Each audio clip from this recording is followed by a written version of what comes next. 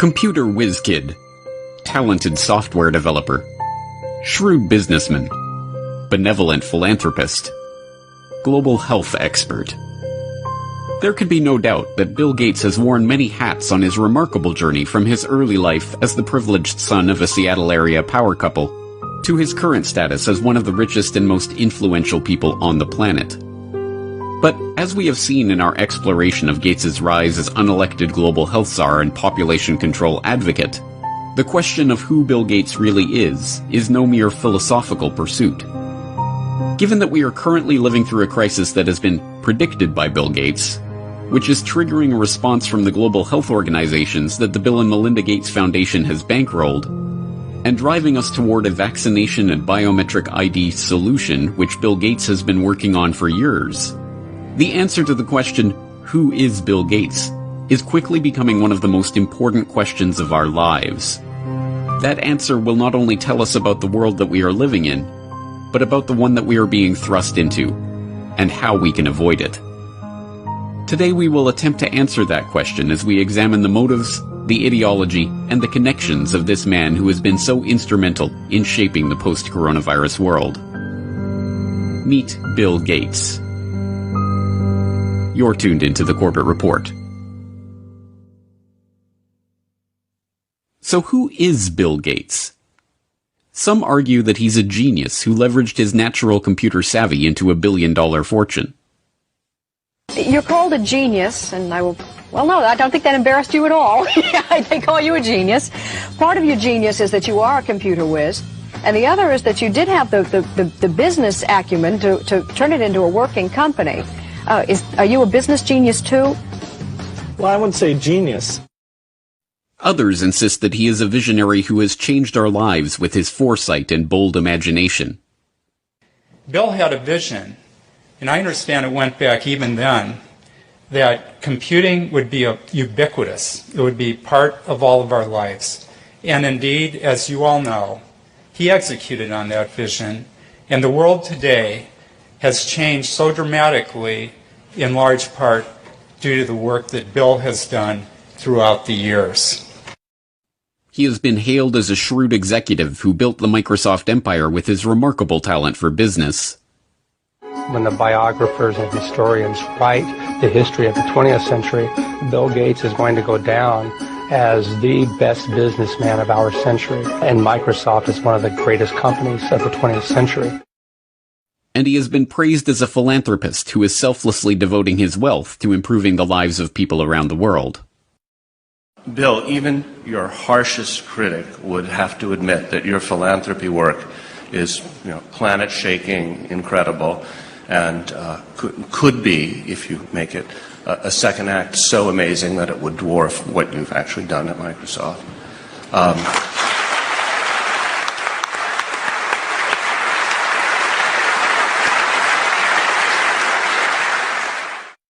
But, like anyone of his status, he has his detractors. In the 1990s, he was often portrayed as the greedy head of the evil Microsoft monopoly. Bill Gates isn't content with his Windows system running just a few PCs. He wants it to run the world, spreading like a computer virus into our faxes, our phones, our TV sets, and yes, even our toasters.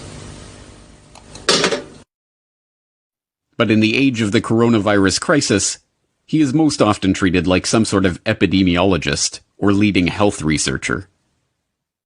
Back here with us once again to talk about this, as well as testing, treatments, and more, Bill Gates, co-chair of the Bill and Melinda Gates Foundation. Bill, thanks so much for being back with us. It's been a little over a month since you were here, and at that time, you said the U.S. had not hit its peak. So at this point, do you think we have peaked, and where do you think we are right now in kind of the arc of the pandemic?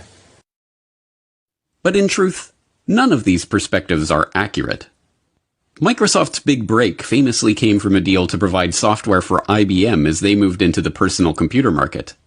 But the deal was not the result of Gates' technical genius or amazing business acumen. As has been quietly admitted by IBM executives in the years since, Microsoft was given their shot at the chance to work with Big Blue as a result of Gates' mother's relationship with IBM CEO John Opel. You remember your partnership of IBM and Bill Gates. How did it break up? I do remember very well, actually. Bill Gates, at the beginning of our relationship with him, was living on pizza and Pepsi-Cola in Albuquerque, New Mexico. And his mother happened to be on the United Way board with our chairman and asked our chairman to help him. And, you know, when the chairman comes in and tells you to go help this kid, 900 people get on the plane Monday morning and they all go down to try to help Bill Gates. So I don't see Bill Gates as this great creative person. I see him as an opportunist. And in fact, in those days, there was a lot of sharing of software code. People gave it away. In Silicon Valley, they would share everything. He came in and he tried to control everything and put a price on it. Computer historians have long known how the basis for what became MS-DOS was not Bill Gates' brilliant imagination, but QDOS, a quick and dirty operating system that had been thrown together by Tim Patterson, a worker at Seattle Computer Products, as a placeholder until he could sell a proper operating system to his customers. And as even Gates himself admitted, the breakthrough graphical user interface that became the basis for Windows was ripped off from the researchers at the Xerox Palo Alto Research Center. As Bill would say after Apple unsuccessfully sued Microsoft for copyright infringement over Windows GUI, "Hey, Steve, just because you broke into Xerox's house before I did and took the TV doesn't mean I can't go in later and take the stereo." And, as Gates also admits, it is not a spirit of selfless generosity that motivates his interest in vaccines and other lucrative health interventions. I'd like to talk to you about your approach to vaccinations. You wrote something recently, and like you always do, you kind of looked at the problem from a scientific and business perspective on things. You've invested $10 billion in vaccinations over the last 2 decades, and you figured out the return on investment for that, and it kind of stunned me. Can you walk us through the math? You know, we see a phenomenal track record. It's been $100 billion overall that the world's put in. Our foundation is a bit more than $10 billion. But we feel there's been over a 20-to-1 return. So if you just look at the economic benefits, that's a pretty strong number compared to anything else. As we have seen, Gates's philanthropic investment scheme has paid off well, with his $50 billion net worth having ballooned to over $100 billion after his decade of altruism in the vaccine market. As critics of his foundation have repeatedly pointed out, the 9 million people who die every year of hunger would be best served by securing food supplies, running water, and other basic necessities, not costly medical interventions for rare diseases. But there is no return on investment to be made from that kind of charity.